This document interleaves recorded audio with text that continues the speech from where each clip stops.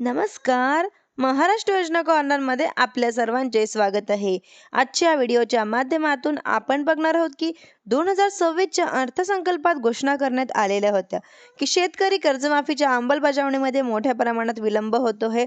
अद्यापही योजनेचा जी-आर निर्गमित करण्यात आलेला नाही किंवा ही योजना राबवण्यात घटित करण्यात आलेल्या जसं की अभ्यास गट समितीचा अद्यापही देखील अहवाल सादर करण्यात आलेला नाहीये. याचमुळे मोठ्या प्रमाणामध्ये आता शेतकऱ्यांच्या चिंतेचं वातावरण वाढलेलं आहे. अशाच प्रकारे कर्जमाफीच्या प्रतीक्षेत असलेल्या शेतकऱ्यांना कृषी मंत्र्यांच्या माध्यमातून दिलासा देण्यात आलेला आहे. तुम्ही जर माझ्या चॅनलवरती पहिल्यांदा आला असाल तर चॅनलला लाईक, सबस्क्राईब आणि शेअर करायला विसरू नका. चला तर तुमचा जास्त वेळ न घेता आपला व्हिडिओ सुरुवात करूया. 30 जून नाही तर 30 जून पूर्वीच 2 लाख म्हणजे 2 लाख रुपयाची कर्जमाफी केली जाईल.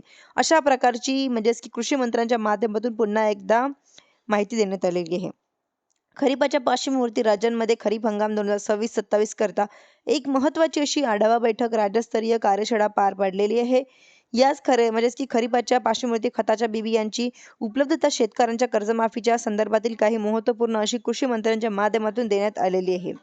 राज्यांमध्ये एकंदरीत म्हणजेच की 145.20 लाख हेक्टर क्षेत्रावरती पेरणीचे नियोजन करण्यात आल्याची माहिती देण्यात आलेली आहे. राज्यांमध्ये बियाण्यांची 20.7 लाख क्विंटल आवश्यकता असून राज्यांमध्ये सध्या 28 लाख क्विंटल बियाणं उपलब्ध असल्याची माहिती त्यांच्या माध्यमातून देण्यात आलेली आहे. 26 लाख केंद्र शासनाच्या माध्यमातून म्हणजेच की 48.80 लाख मेट्रिक टनच्या खतांच्या आवंटन मंजूर करण्यात आलेलं आहे. 25.17 लाख मेट्रिक टन खते उपलब्ध करून देण्यासाठी माहिती सुद्धा यांच्या माध्यमातून देण्यात आलेली आहे. तर 92% राहण्याची शक्यता असल्याचे म्हणजे परिस्थितीच्या अनुषंगाने शेतकऱ्यांना पिकाच्या लागवडी किंवा संदर्भातील मार्गदर्शन दिले जाण्याची माहिती सुद्धा यांच्या माध्यमातून दिली जाणार आहे. राज्यातील एकंदरीत गेल्या 3 ते 4 वर्षांपासून सुद्धा नुकसानग्रस्त झालेल्या आणि बाधित शेतकऱ्यांना 30 जून पूर्वीच राज्य शासनाच्या माध्यमातून 2 लाख रुपयापर्यंतची कर्जमाफी दिली जाणार असल्याची माहिती सुद्धा त्यांच्या माध्यमातून देण्यात आलेली आहे.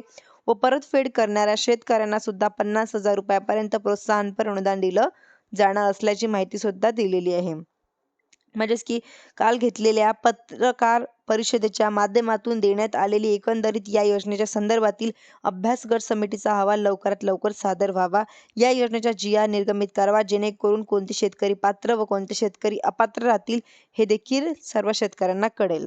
माझ्या अशाच नवीन अपडेट्ससाठी माझ्या चॅनलला लाईक, सबस्क्राईब आणि शेअर करायला विसरू नका. धन्यवाद.